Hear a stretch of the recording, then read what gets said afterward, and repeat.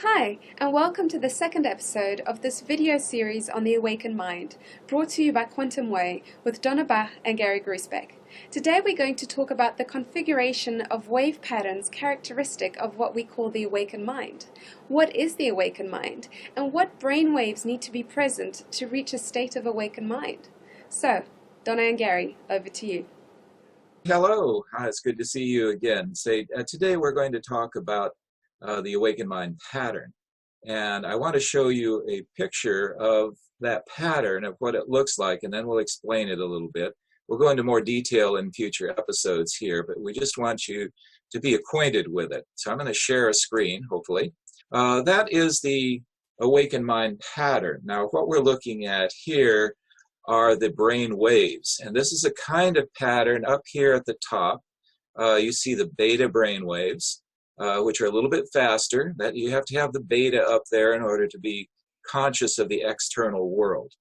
And then we have the alpha, which a lot of people are familiar with alpha. This is the bridge to your unconscious, to the subconscious actually. Theta is where we normally go when we go to sleep, but when we're in meditation or when we're working during the day with creativity, we will develop theta as well. And then delta is the slowest brain waves. And that delta can spread out, both ways, or it can be kind of small. But everybody has a little bit of delta, waking delta, as well as when you go to sleep at night, you go into a delta sleep is a non-dreaming, generally non-dreaming sleep. And it's the restorative sleep is developed in delta. And I'd like to add to that. I'm just wanting to let you know that what you're looking at here is a graphic that is similar to the bars that you will see on the monitoring equipment, which is called the Mind Mirror. And the Velistis Mind Mirror, the 6th model of it, is the one we will be using in the workshops where everyone will have a chance to be monitored to see what their brainwaves are doing in real time.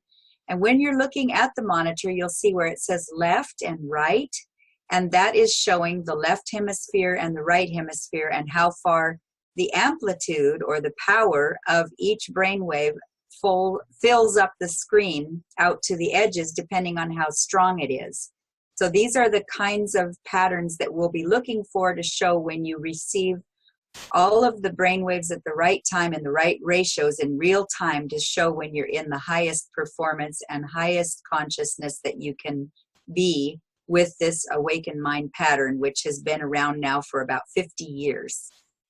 So the awakened mind pattern is what I think of as the natural. So what we were looking at just then on the shared screen is the awakened mind pattern, which is the one that has the proper ratio of just enough of the faster beta waves with plenty of alpha to be able to inform not only from the thinking mind, the one that is the more cognitively present, with the subconscious and the unconscious. The alpha is the bridge that carries the information both up and down on that graph.